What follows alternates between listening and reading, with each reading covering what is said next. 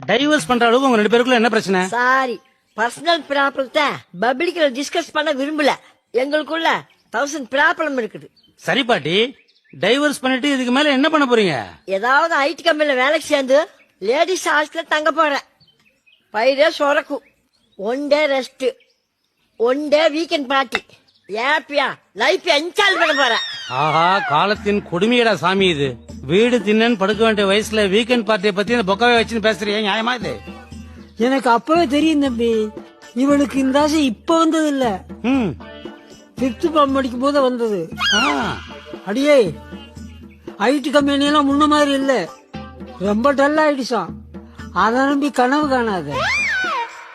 அதுக்காக நீ கவலைப்படாத. நான் எங்கேயாவது ஆபீஸ்ல ஜனாவா கூட ஜாயின் பண்ணுவேன். பாட்டி, உனக்கு ஸ்டெனோ வேலைன்னா என்னன்னாவது தெரியுமா? போடா மடப்பையில, பெரிய பில்டிங் கம்பெனில செனாவா இருந்த